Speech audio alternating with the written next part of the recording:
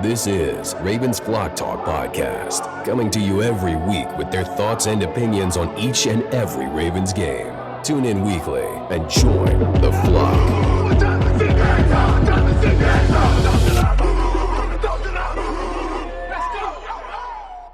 This is Ravens Flock Talk Podcast. I am your host, Brandon, and my dad joins me as my co-host. And before we get into it, we surpassed 1,000 followers on Instagram, so thank you everybody who's been tuning in and following. Really appreciate that. So that's a huge milestone for us. And let's jump right into this game against Houston. As I mentioned last episode, I was a little scared, a little nervous, partly because of 2019 and we've had to wait, and I was afraid that they weren't going to come out firing. They were going to come out flat and have a chance for Houston to get back in this game. In the first half, that's what I'm thinking. I'm like, oh my gosh, we are not coming out like I wanted to come out, and they have a shot in this game. And after that punt return for a touchdown, it was game on, because their offense couldn't get anything done. And luckily I was wrong. The good thing is, I will go on record and say I was wrong, right, about this team. In the first half, I was thinking that my predictions were right, but they flipped the switch. Lamar, as we now know, had a very cursed written speech at halftime, and it amped up the team, and that's what you want. That's what you want from this team, and thank the Lord they turned it around. And let's be honest, man, defense played tremendously. To not give up offensive touchdown. They thought C.J. Stroud was going to be the young, quarterback that comes in here and ruins our chances. And defense played a huge part. If Kyle Hamilton caught that pick, they don't get any points on offense. So, really, really good second half to keep home field advantage and keep going on with this. Was the miracle run for us. Yeah, last week, Brandon, we talked about leadership a lot. We talked about Lamar being the X factor. And thank goodness in the second half, he led the team. He spoke to the team instead of the coaches at halftime. We're here and got them riled up and ready to go in the second half. And he was just the MVP that we know he is in the second half. Yeah. So I totally agree with you how nervous we were, thinking this is a repeat. They came out flat. Pretty flat. It was that punt return, as you mentioned, that really would change the whole dynamics of the game. Mm-hmm. But luckily, we came out of halftime with the ball and with motivation because of Lamar. Yeah, there's a picture that went viral of him going down in the tunnel just before halftime, and he's looking back, with just there's actually a Derek Carr photo where he's like that, and he's on the bench, and someone said, when I saw that picture of Lamar, I knew it was over. Mm-hmm. He was mad, he was determined. And that's what you want from a quarterback. That's what we wanted for years, because how many times did me and you look at Flacco just like a zombie, wake up, get into the game. Exactly. And that just wasn't his. Have some emotion, have some fire. And meanwhile, you look at in those years, you would see Tom Brady in the what is it, the iPad or the playbook or whatever at the time. And, just fired up. And he's focused. He was focused. Getting in front of the offense line's faces, the receivers. He was always into the game, right. And now we have that with Lamar. Yeah, you can't get any better than the fire that he came out with, leading the team in every aspect. It was just unbelievable, an unbelievable performance by him. I can't say enough, and everybody has. And so we know what we have. Mm-hmm. And we know what works now. Just make Lamar mad. And just get him angry. I was seeing what a lot of Houston fans, on their Instagram and whatnot, they really thought they were going to upset us because they upset Cleveland, mm-hmm. right? And I'm looking at their roster. Tank Dell was out for the season with it was a broken fibula. And I'm thinking all they have is Dalton Schultz, the tight end, that had a couple catches mm-hmm. against us, and Nico Collins. I knew they weren't going to have a run game against us. So I'm like, there's just no way that we can lose to this team with how few weapons that they have.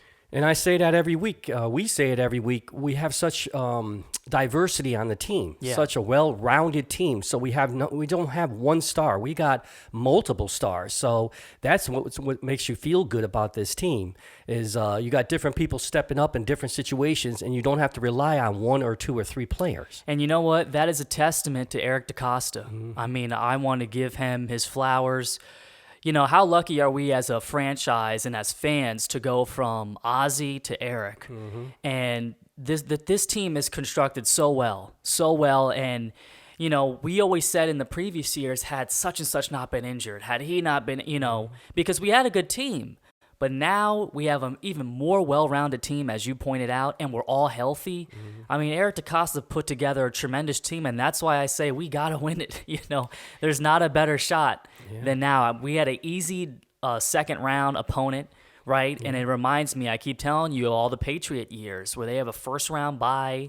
They just demolish whoever they played in the second round and go to the championship game, and all they really need is just one win, really. Because, I mean, whoever in the second round, it was like going against a given they were going to win. Going against Kansas City is going to be the true test, right? Yeah. And if we can get by them on Sunday, then I feel real good about the Super Bowl, whoever we play. Yeah. So, but, you know, Patrick Mahomes is a bit of a magician himself, Brandon. What do you think?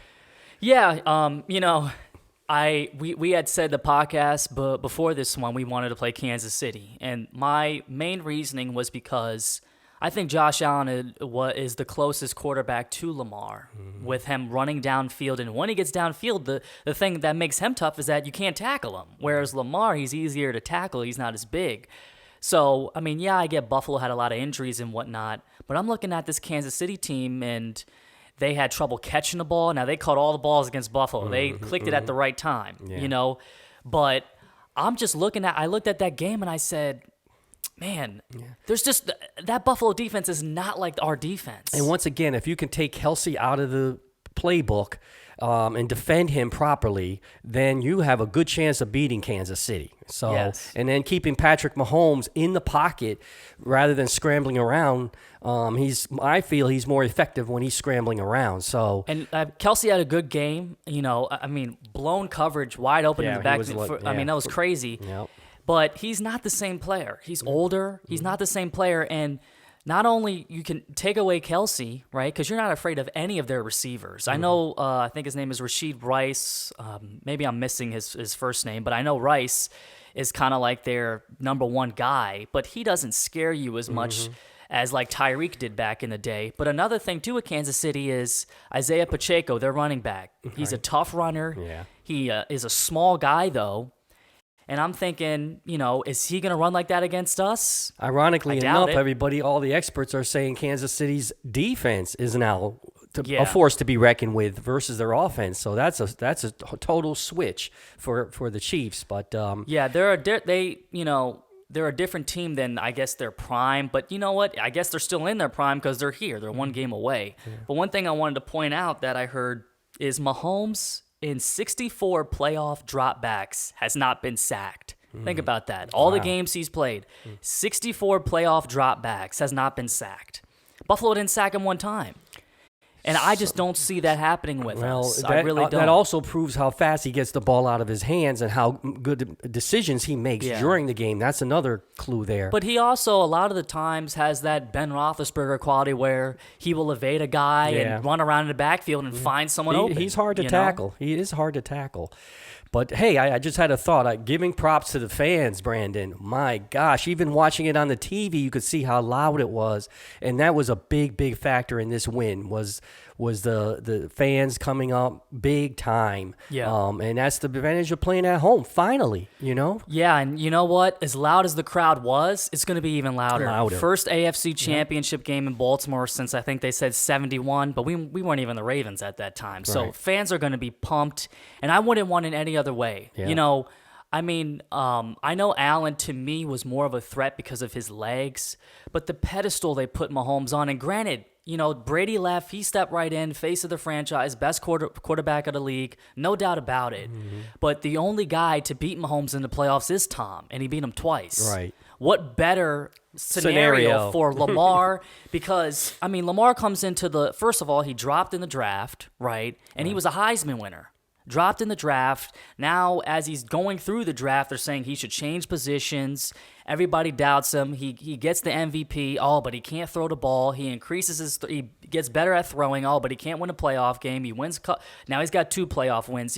It's always the next thing for this guy. Right. And what better way to beat the best? I've never seen him so focused. And in the past, he's always been focused, but not. This is like a magical year for him. Think about this. Do you think he knows what the media says? Yeah, guys like Nick Wright, all these guys that doubted him, Stephen A. Smith, are now reverting back, saying, even Shannon Sharp, our former Raven. Everybody has been doubting this guy, and even now, if you're a betting man or whatever, and you can even just go on ESPN, you could see that we're favored, but if you listen to the media, does it feel like we're favored? Right. Because I can't believe Mahomes is back again. You can't ever count them out. Mahomes as an underdog, I can't bet against him. You would think Kansas City is favored the way they, talk about him. Yeah. And you know damn well that the NFL wants Kansas City to win with the Taylor Swift.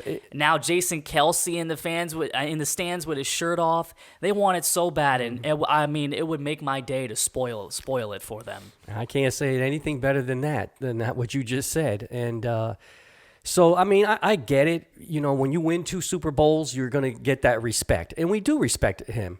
But I just feel in all the playoff wins. You can't dismiss that. You can't dismiss that. Yeah. But please give Lamar in this year, this magical year he's having. Everybody knows without a shadow of a doubt he's going to be the MVP. His numbers are out of this world. Dak's numbers were very similar or better than his, and look what happened to him. And I've always said, though, I even said this in the comments with the first post that did well for us when we played San Francisco, is Lamar's more of an eye test. You can't really look at his stats. Take away Lamar from this team, and we're nowhere near this. Oh, my gosh. It's just the MVP most valuable player. What is the value to Lamar to this team? Dak Prescott's not even the most valuable on his own team. I know. So how can you say he's the most valuable player in the league, right?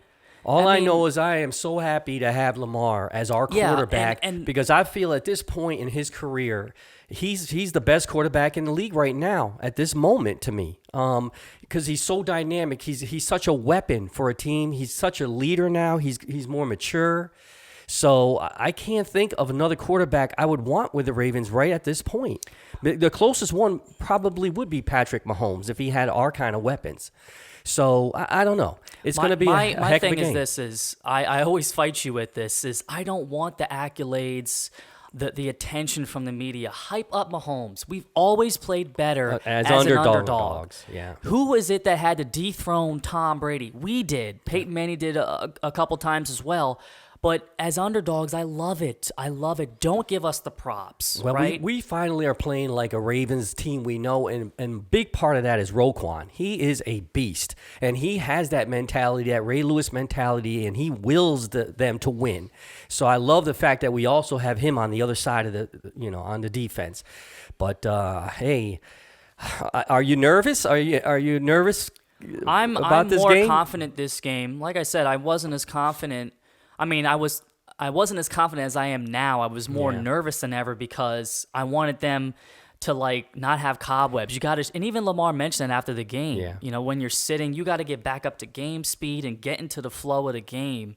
And now, we don't have to sit as long. I think my viewpoint is I think I feel better because they finally got over the hump of losing, like the 2019 loss. Yeah. So once the team now has this confidence that going in, you got over the hump. Got the fans behind your back. And I think it's the best for Lamar because now, he's got that monkey off his back, right? So his confidence level has to be pretty high, I would imagine. And again, like we said last week, execute. Don't have Lamar do everything, play within everybody's capabilities and skill sets and execute and have Lamar lead the team. He doesn't have to do everything. And it just so happened, the way it worked out, 2 touchdowns, 2 runs, it looks like he did everything, but he also used a variety of his weapons before that too.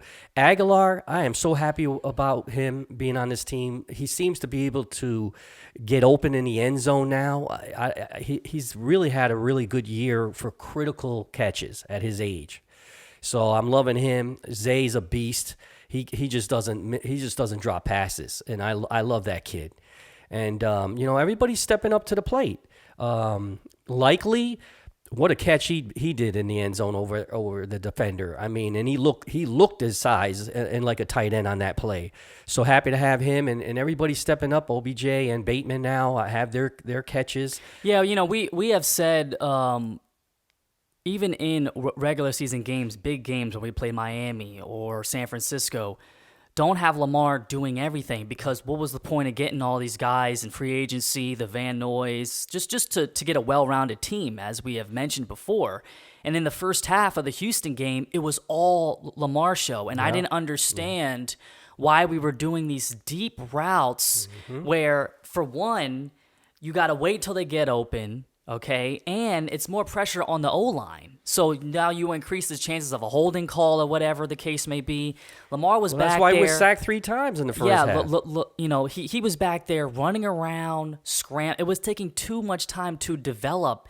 And right out the half, that first drive, he was getting the ball out quick. As you've always mentioned, that was all Tom Brady did. And a few times he would hit you over the top with a tremendous throw. And that's what you got to do. Get these guys involved. Don't just have them looking around, looking at Lamar. It's especially such a layoff, right? Get Lamar in the groove and with these short passes. It was cold, bitterly cold. Get this guy going. Stop throwing it down the field 40 and 50 yards right off the bat, and it has to develop. All the attention was on him, and the Texans were coming up with some tremendous blitz packages. Yeah. I mean, the O-line was confused. They were getting pushed around. Yeah. So, I mean, Houston was like, hey, if you're just going to sit back there and dilly-dally with him, we're just going to bring the pressure. Second half adjustments won this game for us, because thank God they saw that. And once he got on a groove, like I'm saying, it was no stopping him. Once Zay gets involved, Bateman had a few catches likely. Now you have to respect other guys. Right. Now you can't just hone in on Lamar, and that's what opens up him for the 2 touchdowns rushing. Or beating you over the top. So we need to do the same thing with Kansas City. The same thing. I hope they learn their lesson. And I think Kansas City also has a premier, one of their top linebackers that won't be available this game. His last name is Gay. Heard he's very fast. And so it's like, I mean, they need their starters against Lamar, because you trust a backup with Lamar? Yeah. I mean, even with your starters, you're afraid, So, I mean, we are looking in a very good position, because I look at 2012, we had to go through the gauntlet to get there. Yep. We only had one home playoff game. We had to go on the road against Peyton, on the road against Tom. So, and then the Super Bowl was tough against Kaepernick, who was unlike any quarterback we played in the playoffs. Exactly. He was mobile. Yeah. So this year, I mean, you couldn't ask for a better route to the Super Bowl. And hopefully, the Ravens realize this moment, which I think they do, but don't let it get to them. You got the fans behind your back. It's going to be loud. We're going to make it difficult for Mahomes. Just play your game. Right. Play your game. Let the game come to you. I can't say it any better than that, Brandon. Let the game come to you. Don't try to do too much. Everybody, fill those gaps, do your job, execute, and you'll be just fine. I think, too, it's this Chiefs team is really different. I really think if you eliminate Pacheco with the run game and you have to force Mahomes where he's only got one target that he can depend on and is secure with, we win this game. Yeah, it's funny you say that, because on an interview, Roquan said the exact same thing. When you stop the run, then that opens up everything on the defense. Yeah. So your credit, Pacheco is their second best option. Yeah, to your credit. This game, to me, I mean, in terms of weapons, it's similar to Houston. They had 2 guys, Schultz and Nico Collins, and I look at Kansas City, Pacheco and Kelsey. Yeah. Right. Yeah. If you're not counting the quarterback, of course. Mm-hmm. So I look at the game the same, and one player I want to shout out, because I've been very hard on him, and in the first half I was just like, why are we giving him the ball, is Justice Hill. And thankfully, as I mentioned too, we've mentioned We like him more as running back catching the ball in the backfield, which they did in the second half, and he becomes more of a weapon in that instance.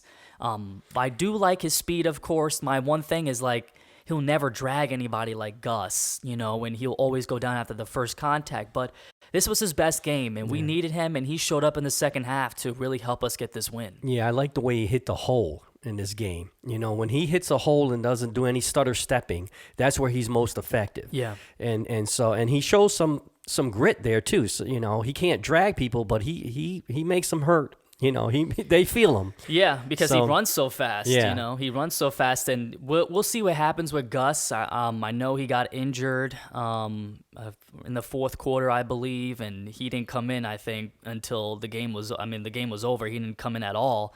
So we'll see what happens with him. But what a great insurance policy it is to now have Dalvin Cook because of this. Yeah. And that's why I wanted to credit Eric DeCosta. We're on our third running back, right? We're on our backup tight end with Likely, and he's almost outplayed Mark Andrews. Some could argue he did outplay Mark Andrews. So it's just amazing that we have these key guys that got from Dobbins out for the season, Keaton Mitchell, and it hasn't stopped. Yeah. The momentum for this team has not stopped. We have, at some instances, you can argue, gotten better. It's I just have to say it's the leadership from the top down, and everybody knows that the Ravens organization is top notch.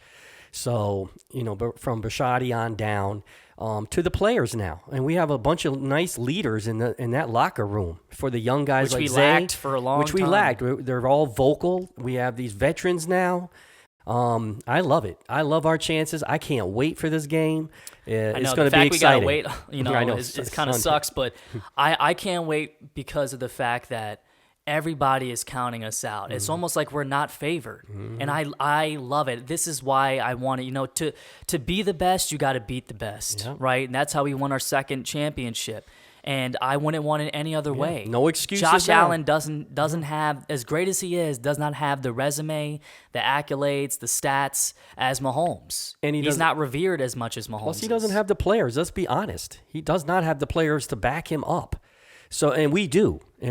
So I love our chances, Brandon. I can't wait. I would have loved our chances even if Buffalo won. Yeah, anybody. You know what? I preferred Kansas City, but that's not to say that, oh, no, we had no chance against Buffalo. No, I love our chances no matter what. Yeah. But I'm just saying, in terms of the story, how great would it be to beat Mahomes, who has been the king of the AFC for the past however long he's been in the league. And that's what everybody wants to see, by the way. So the fans will get what they want across the country. Make all those Swifties cry. Yeah, hey, this would be a heartbreaker for them. Oh, yeah. So we'll see. For them and for the NFL. Yeah, He's exactly. on all the State Farm commercials. I mean, they are shoving this down our throats. Especially when you get into the Super Bowl, it's all about advertising and who's the most popular team. Of course. And we're a blue-collar team, so we don't fit the media that well. They've never liked us. I know. So because we talk trash, we hit hard. We're grimy and gritty. Kansas City reminds me of Pittsburgh, Brandon, because whenever they got into Super Bowl all those years, it's just like the Pittsburgh show. You don't even know the other team is in the Super Bowl when they got there years ago. Yeah. But anyway. Yeah, so tune in this week, but we'll probably record, and we might record Sunday night. I don't even know. If we win, we'll be so hyped, but I am super ecstatic. I've never been this confident. Even in 2012, I was like, we'll see, we'll see, because going into, Gillette Stadium against Brady, it was tough. So I'm so confident. I'm so happy for the fans. This city deserves it. This team deserves it. And this quarterback deserves it. Yeah. This quarterback confidence deserves it. can be good. More than ever. It's confidence, not cockiness, right? It's just confidence that, hey, this is the time. This is our time. And that's okay to say out loud and to prove it. Mm-hmm. So hopefully they prove it on Sunday, 3 o'clock. All righty. So let's hold on. Let's hope for the best. But I truly believe next time you see us for the next episode that we will be in the Super Bowl for sure. So let's go Ravens.